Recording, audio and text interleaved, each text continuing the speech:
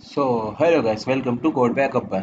तो गाइस, आज की वीडियो में हम लोग बात करेंगे switch case in C plus plus के स्विच केस क्या होता है और उसका यूज़ केस क्या होता है रियल लाइफ में। तो बेसिकली गाइस, स्विच केस जो है ना वो एक टाइप का एफएलसी होता है। कि जैसे कि अगर मैं आपको एग्जांपल दूं, ये देखो मैंने छोटा सा कोड लिखा हुआ है और ये इतना कोई मुश्किल नहीं है। मैंने बस एक एंड चॉइस लिखा है और चॉइस के अंदर 1 for fries, 2 for cold drink और 0 फॉर एग्जिट करके और यहाँ पे एंटर चॉइस करके और सी इन के थ्रू मैंने चॉइस को ले लिया है। सही है। अगर अब मैं इफ एल्स के थ्रू लूँ तो if choice is equal to 1 तो आ जाएगा French fries purchase. Else if choice is equal to 2 तो आ जाएगा कोल्ड ड्रिंक परचेज। सही है। और अगर ज़ीरो आ जाता है, else if choice is equal to zero तो फिर एग्जिट हो जाएगा और एल्स का ब्रैकेट लगा के एंटर वैलिड चॉइस हो जाएगा। तो ऐसा ही कुछ हो रहा होगा प्रोग्राम में। तो यही सेम चीज़ हम स्विच केस के थ्रू भी कर सकते हैं और ज़्यादातर स्विच केस ही प्रेफर किया जाता है इन सब चीज़ों के लिए। यानी अगर आपको ऐसा मेन्यू ड्रिवन प्रोग्राम बनाते हो तो आप उसमें इफ एल्स की जगह स्विच केस ज़्यादा यूज़ करो, क्योंकि वो ज़्यादा अच्छी अप्रोच है, ना कि इफ एल्स अच्छी अप्रोच है। सही है। इफ एल्स हम क्यों यूज़ करते हैं? किसी कंडीशंस को मैच करने के लिए ना, बट स्विच केस यूज़ होता है इस तरीके से काम करने के लिए। सही है। कि अगर आप देखते हो ना कोई मेन्यू सिस्टम बना हुआ है तो उसमें स्विच केस ही यूज़ हुआ होगा। जब अगर आप सपोज़ करो कोई मैनेजमेंट सिस्टम बनाते हो, अगर आप मैनेजमेंट सिस्टम जैसे कि मैं स्टूडेंट मैनेजमेंट सिस्टम बोलता हूँ, वन अगर वो यूज़र 1 लिखता है तो उसको अटेंडेंस दिखा दो अपनी, 2 लिखता है तो उसको उसके कोर्सेज़ दिखा दो, 3 लिखता है तो उसको मतलब उसका रिज़ल्ट दिखा दो ऐसे। तो ये सब स्विच केस के थ्रू होता है और इसी के स्विच केस के नंबर मिलते हैं, ना कि एफएल्स के नंबर मिलते हैं। सही है। अगर मैं किसी पेपर की मार्किंग क्राइटेरिया बताऊं तो उसमें भी वो स्विच केस के अलग से नंबर रखते हैं। यानी कोई अगर इस टाइम का मेन्यू ड्रिवन प्रोग्राम होगा तो वो उसमें आपको स्विच केस का नंबर देगा, ना कि एफएल्स के नंबर देगा। एफएल्स में सारे नंबर आपके कट हो जाते हैं। सही है। तो अगर कहीं पे भी हम ऐसा मेन्यू ड्रिवन प्रोग्राम देखते हैं जिसमें 1 फॉर ये है, 2 फॉर ये है, 3 फॉर ये, ए फॉर ये है, तो इसमें हम लोग स्विच केस यूज़ करते हैं। तो याद रखना कि स्विच केस हम लोग एक तो इंटीजर में भी कर सकते हैं और प्लस हम कैरेक्टर के लिए भी कर सकते हैं। यानी कि अगर वो ए लिखता है तो उसके बाद एप्पल प्रिंट हो जाए, बी लिखता है तो उसके बाद बॉल प्रिंट हो जाए, ऐसे। सही है। अगर वो ए लिखता है तो उसको फ्राइज परचेज करा दो, अगर वो बी लिखता है तो उसकी कोल्ड ड्रिंक परचेज करा दो और अगर वो सी लिखता है तो उसका प्रोग्राम एग्जिट कर दो। तो ये सब हम कैरेक्टर लेके भी स्विच केस में कर सकते हैं और हम नंबर लेके भी कर सकते हैं। और मैं आपको दोनों तरीके बताऊंगा। सही है। तो सबसे पहले मैं आपको इंटीजर वाला बता दूं तो सिंटेक्स स्विच केस का क्या होगा आपको स्विच लिखना है और यहाँ पे लिख देना है चॉइस। सही है। सही है। चॉइस लिखने के बाद अच्छा एक सेकंड रुक जाना है, पहले से सिंटेक्स आ गया, अपन इसको हटा देते हैं अभी। सही है। तो मैंने जैसे ये लिख लिया, चॉइस अंदर लिख दिया। अब इसके अंदर मैं लिखूंगा केस 1, क्योंकि हमारे केस इसमें कितने बनेंगे आप देखो, इसमें टोटल 3 केस बन सकते हैं। एक तो 1 बन सकता है, 2 बन सकता है और 0 का बन सकता है। तो पहले मैं केस 1 रखूंगा और यहाँ पे आप पीस ऑफ कोड जो आपको सही लगे वो कर ले, बट मैं अभी जस्ट ये सिंपल प्रिंट करा दूंगा कि क्या करा लूँगा, प्राइस। सही है। और यहाँ पे एंडल लगा दूंगा। इसी तरीके से यहाँ पे मैं ब्रेक रखूंगा और मैंने ब्रेक क्यों रखा वो भी मैं आपको आगे जाके अभी क्लियर करूंगा। केस 2 लिखा मैंने।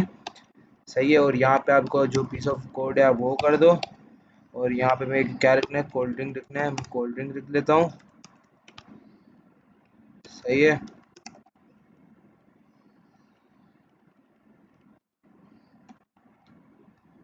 और ब्रेक मैंने वापस से लिखा। सही है। और मैं यहाँ पे अभी मेरे को केस 0 लिखना है, क्योंकि मेरा 0 दबाने पे एग्जिट होगा, ना कि 3 दबाने पे एग्जिट होगा। सही है। तो मैंने यहाँ पे 0 लिखा और यहाँ पे लिख लेता हूँ सी आउट।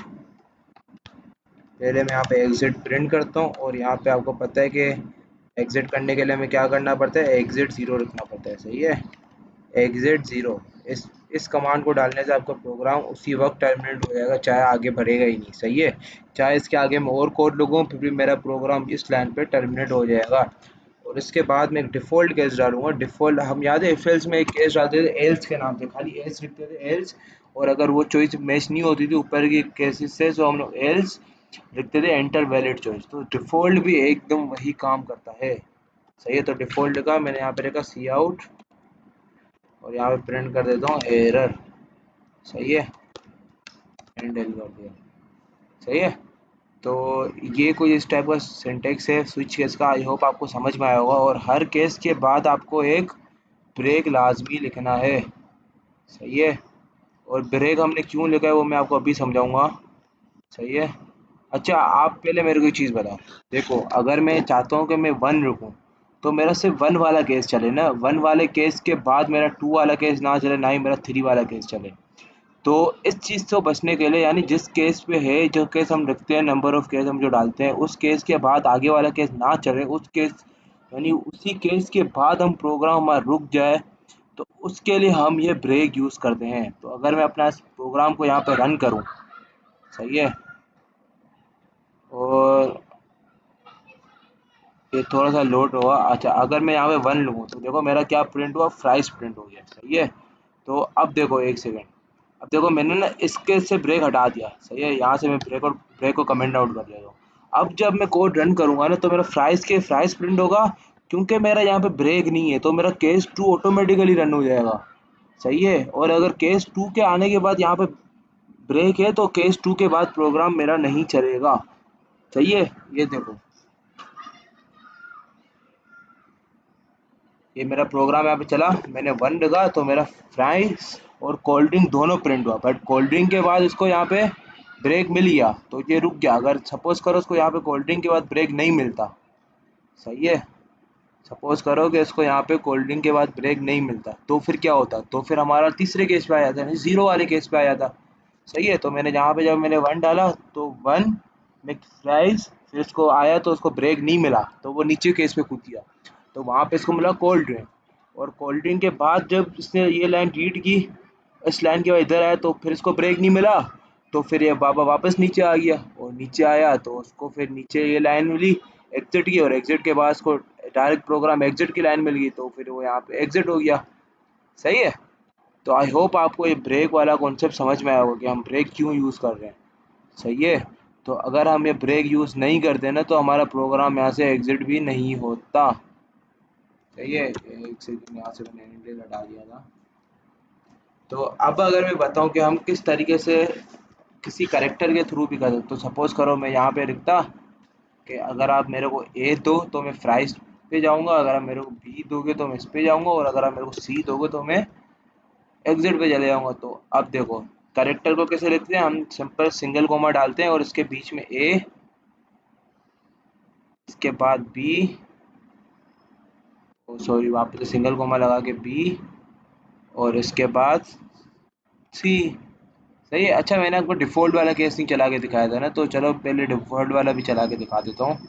तो सपोज़ करो कि मैं यहाँ पे नंबर डालता हूँ अपना, देखो मैं सपोज़ करो यहाँ पे वाई डालता हूँ, तो वाई कुछ भी नहीं था, एरर आ गया, सही है। अगर मैं यहाँ पे ए डालता हूँ तो मेरा फ्राइज़ परचेज़ कर लेगा, सही है। बी डालूँगा तो मेरा कोल्ड ड्रिंक परचेज़ कर लेगा। तो अब देखो मैं पहले ए डालता हूँ, तो देखो मेरा क्या, प्राइस परचेज नहीं हुआ।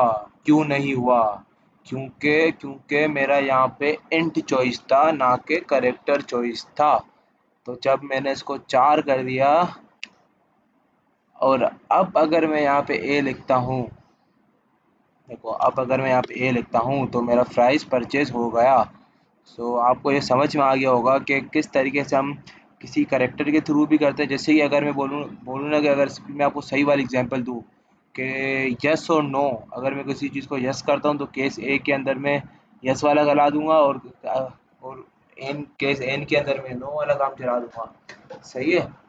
अच्छा, एक और चीज़, अगर सपोज करो मेरा इस केस के अंदर है ना काम बहुत ज़्यादा बड़ा हो जाता है, तो मैं क्या करूँगा, सिंपल यहाँ पे ऐसे दो कर्ली ब्रैकेट देके इसके अंदर मैं अपना जो पीस ऑफ कोड है ना वो इसके अंदर लिखूंगा। और ये भी सिंटेक्स सही है, कोई ऐसा फ़र्क नहीं पड़ता है इससे। देखो, अगर मैंने इसके अंदर भी लिख दिया ना तो भी मेरे पास कोई एरर नहीं आएगा। बस मेरे को एक चीज़ करनी पड़ेगी कि मेरा जो ब्रेक है उसको मेरे को यहाँ पे बाहर रखना पड़ेगा, सही है। तो इसमें कोई एरर नहीं है, हम ऐसे भी कर सकते हैं। बट जब आपका कोड बड़ा हो तो आप ये सिंटेक्स फॉलो करें। यानी कि अगर मैं बोलता हूँ कि मेरा एक केस के अंदर 50 60 लाइनों का कोड होगा, तब मैं ये वाला सिंटेक्स फॉलो करूँगा, यानी दो ऐसे कर्ली ब्रैकेट डाल के इसके बीच में अपना कोड रखूँगा, सही है। तो आई होप आपको ये स्विच के समझ में आया होगा। अगर समझ में आया तो हमारी वीडियो को लाइक कर दें, शेयर कर दें, और हमारे चैनल को सब्सक्राइब कर दें मिलते हैं अगली वीडियो में, तब तक के लिए अल्लाह हाफिज़।